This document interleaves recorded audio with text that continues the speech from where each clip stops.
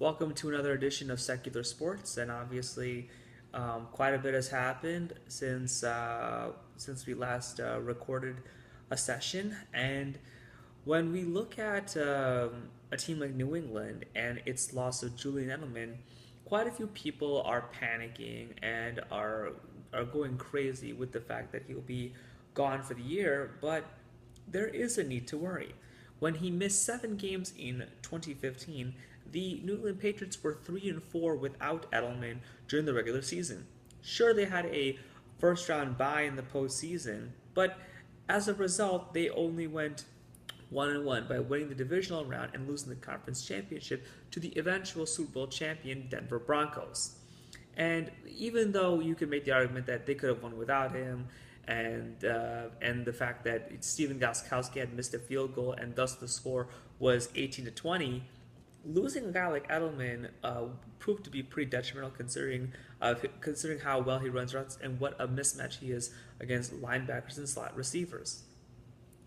And and frankly, it did not help that the six best receivers and tight ends, outside of including Gronk, I should say, were players like Keyshawn Martin, Scott Chandler, and a struggling Brandon LaFell. LaFell actually had a bounce back year in 2016 with 64 catches, second on the team with over 800 yards, which was also second. It,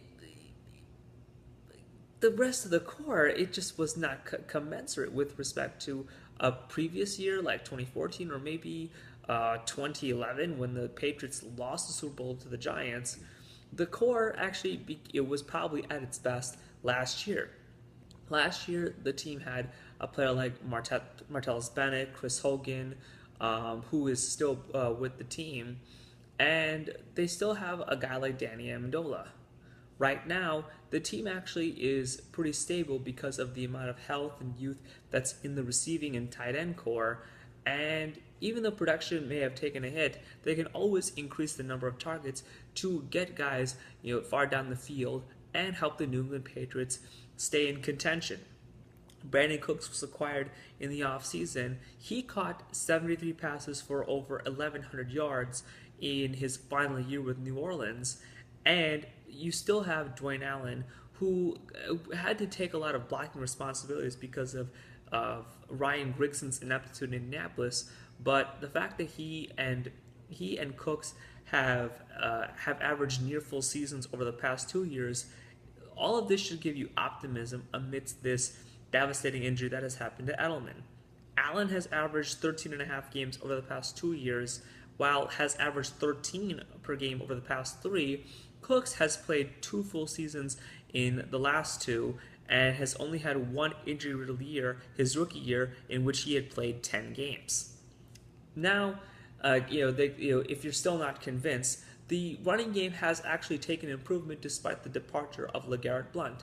LeGarrette Blount had an outstanding year last year with 18 rushing touchdowns, but when you look at his 1,100 yards, he only had 3.9 yards per carry.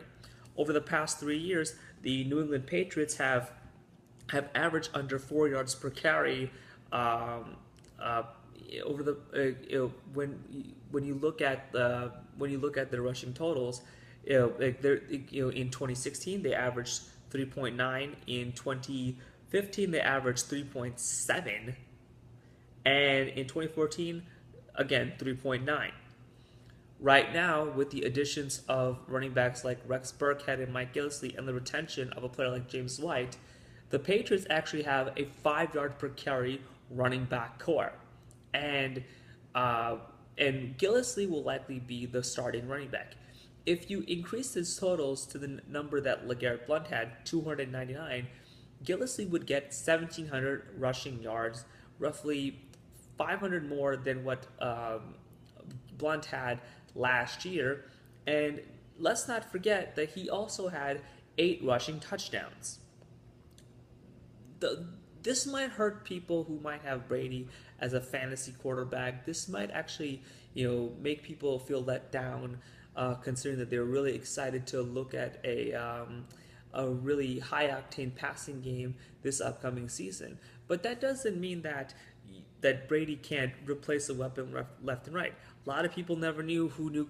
A lot of people didn't know who Chris Hogan was, and he pretty much mastered the offense last year, and now will be getting more snaps and more targets.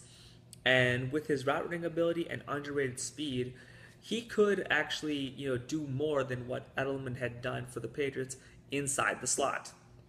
You also have to look at the past where there were receivers acquired in the middle of the season, and the Patriots still, not only found stability, but actually went pretty far. In 2010, the team brought back Deion Branch, and with him, they went to the divisional round and lost it without Aaron Hernandez when they had faced the Jets. But the passing game had stayed pretty stable right after they not only acquired him but actually shipped Randy Moss out to Minnesota. You have to also realize that there are still some capable guys on the street, like Gary Barnidge. Tim Wright was not a bad complimentary tight end to Rob Gronkowski in 2014, in which he had caught 6 receiving touchdowns in roughly 30% of the snaps. I'll double check on the stats for you when it comes to Tim Wright's snap count, but the 6 touchdowns is pretty accurate. And you have to also look. You still have to realize that there are some good trading options out in the market. There could be somebody leaving Cleveland soon. Obviously, Travis Benjamin is still available from the Chargers because Tyrell Williams and Dontrell Inman are still the starters. Mike Williams from Clemson could still start.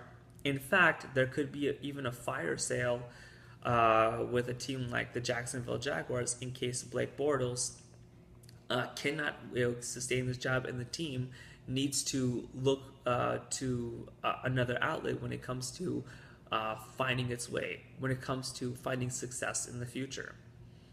I actually would not panic if I was a New England fan or somebody, looking at this team. This team is far too loaded and was far too successful even without Brady last year that it could at worst go 11-5. But the reality is that I would expect a 12-4 or 13-3 season. The team went to the conference championship in 2013 with players like Kenbrell Tompkins and Aaron Dobson on the roster when receiving outlets like Danny Woodhead, Wes Welker, Aaron Hernandez, and Brandon Lloyd all left.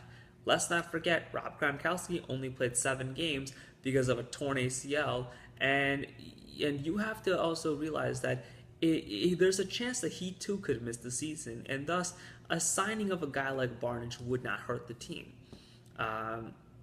They may have the best quarterback in history. They definitely have maybe the best head coach in NFL history in Bill Belichick.